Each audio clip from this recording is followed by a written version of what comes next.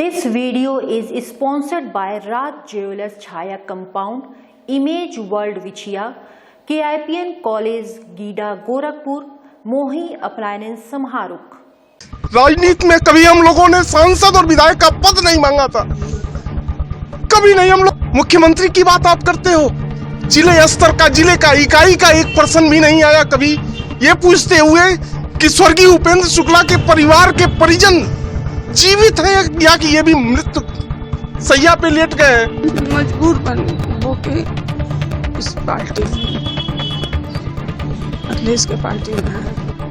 42 वर्षों का संघर्ष, मेरे पिता का अंतिम प्रणाम और मृत्यु की सैया पे संघर्ष करते करते चले गए। उनकी मृत्यु के बाद कोई हमारे दरवाजे पर नहीं आया। कम मृत्यु के बाद मेरे पिता को सम्मान मिल जाए, वो भी इस पार्टी ने नहीं दिया। मृत्यु के बाद संवेदना भी नहीं दिया इस पार्टी। आज कितनी बड़ी व्यथा में मेरा पूरा परिवार है कि 42 वर्ष, इस परिवार का 42 वर्ष संघर्ष, आज हम लोगों को समाजवादी पार्टी ज्वाइन करनी पड़ी है। उनके खिलाफ आप चुनाव लड़े हैं, जिनके साथ आपके पतिदेव हमेशा खड़े रहे, उनके खिलाफ। हाँ, बीजेपी के कद्दावर नेता स्वर्गीय उपेंद्र दत्त शुक्ला जो कल तक बीजेपी में थे और उन्होंने कई ऐसे नेताओं को मंत्री बनाया और कई ऊंचे ऊंचे पदों में सुशोभित किया। उसके बाद उनकी पत्नी सुभावती देवी ने अपने दोनों बेटों के साथ समाजवादी पार्टी को ज्वाइन किया, जिसके बाद आज वो गोरखपुर में आई। उनका गोरखपुर सपा कार्यालय में भव्य स्वागत भी हुआ है। मैं आपका बहुत बहुत स्वागत करती हूँ मैम एक्स्ट्रा न्यूज़ लाइव में। आपसे ये जानना चाहती हूँ कि बीजेपी में आपके पति श्री उपेंद्र दत्त शुक्ला ने पूरा एक जीवन, बहुत बड़ा जीवन दिया, कई नेताओं को उन्होंने दिया। एक विश्वास था, वो एक छाप थी कि बीजेपी मतलब उपेंद्र दत्त शुक्ला।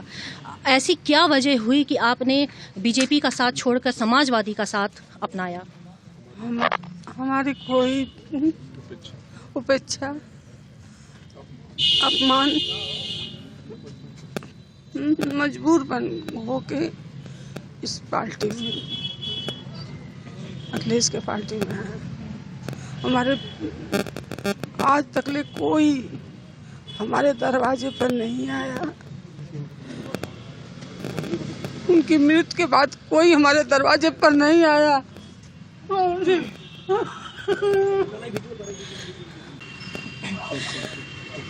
तो आप देख सकते थे कि ये ठीक से बोल भी नहीं पा रही हैं। स्वर्गीय उपेंद्र शुक्ला जिनका एक बहुत बड़ा जीवन बीजेपी के में गुजरा और जिन्होंने एक बीजेपी को एक मुकाम दिया और 2017 में उन्होंने लोकसभा चुनाव भी लड़ा। आज जब उनके परिवार की स्थिति है कि इनका ये मानना है कि तब से लेकर अब तक बीजेपी का एक छोटा सा कार्यकर्ता भी इनके परिवार की सूद लेने नहीं आया, जिससे आज ये परेशान होकर इन्होंने सपा का दामन थामा है। सर आप बताइए कि आपने आपके पिताजी बीजेपी में एक उम्र, एक छोटा समय नहीं होता है, ये कई मंत्रियां दिए, राजनेता दिए और बीजेपी के एक नींव को मजबूत करने के लिए उनकी आवाज़ ही काफ़ी होती थी। आखिर ऐसा क्या हुआ कि आपने समाजवादी का दामन थामा? मैम, 42 वर्षों का संघर्ष, मेरे पिता का संघर्ष करते करते अंतिम प्रणाम और मृत्यु की सैया पे संघर्ष करते करते चले गए। जिस ध्वज के बारे में तमाम ऐसी परिस्थितियां आती चली गईं, लेकिन कभी जिस विचारधारा के बारे में कभी उन्होंने गलत सुनना भी नहीं पसंद किया। आज कितनी बड़ी व्यथा में मेरा पूरा परिवार है कि 42 वर्ष, इस परिवार का 42 वर्ष संघर्ष, आज हम लोगों को समाजवादी पार्टी ज्वाइन करनी पड़ी है। ये सोचने का विषय है, ये समझने का विषय है। राजनीति में कभी हम लोगों ने सांसद और विधायक का पद नहीं मांगा था, कभी नहीं हम लोगों ने मांगा। हमने सिर्फ अपनी व्यथा को कहा कि कम से कम मृत्यु के बाद मेरे पिता को सम्मान मिल जाए, वो भी इस पार्टी ने नहीं दिया। मृत्यु के बाद संवेदना भी नहीं दिया इस पार्टी ने। मैम क्या करते? तो आप ये कहना चाहते हैं कि जब उपेंद्र दत्त शुक्ला की जब मौत हुई होगी उसके बाद बीजेपी का कोई भी मुख्यमंत्री योगी आदित्यनाथ, क्योंकि उनके वो दाएं हाथ के रूप में वो हमेशा खड़े रहते थे। जी, मुख्यमंत्री भी आपके दरवाजे पर नहीं आए? मुख्यमंत्री जी के बारे में हम क्या कहें, आप लोगों से सर्वविदित है। और हमारा अपराध क्या है, हम लोगों को ये भी नहीं पता चला कि कौन सी इतनी बड़ी सजा दी गई कि 20 महीने तक जो हम लोगों से कभी पूछा तक नहीं गया कि बच्चे तुम लोग जी रहे हो कि मर गए हो। मुख्यमंत्री की बात आप करते हो, जिले स्तर का, जिले का, इकाई का 1% भी नहीं आया कभी ये पूछते हुए कि स्वर्गीय उपेंद्र शुक्ला के परिवार के परिजन जीवित हैं या कि ये भी मृत्यु सैया पे लेट गए हैं।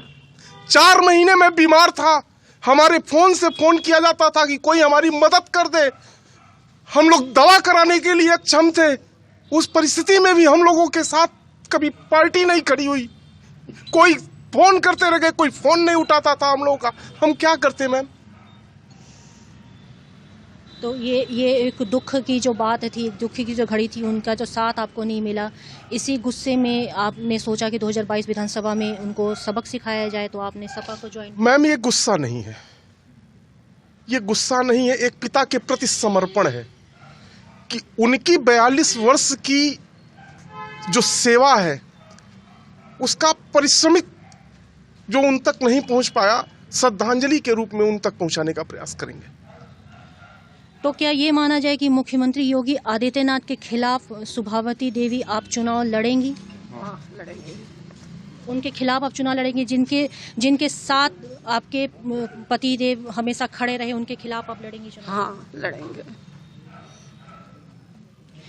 चलिए, ये एक बहुत संवेदना वाली घड़ी है कि जब इतनी दुख होता है कि एक कार्यकर्ता जो अपने जीवन का 42 साल किसी के लिए सौंप दे और जब उसके बदले में उसके साथ उस पार्टी संवेदना न करे, तो कहीं ना कहीं फिर ऐसी तस्वीर खुलकर सामने ज़रूर आती है जो दुख, दर्द और वेदना को बयां करती है, जिसमें शब्द शायद ही कमी है। बलहार 2022 विधानसभा चुनाव में क्या होगा रिजल्ट, क्या नहीं होगा, ये तो आने वाला वक्त ही बताएगा। मैं एक्स्ट्रा न्यूज़ लाइव से दिलजीत कौर।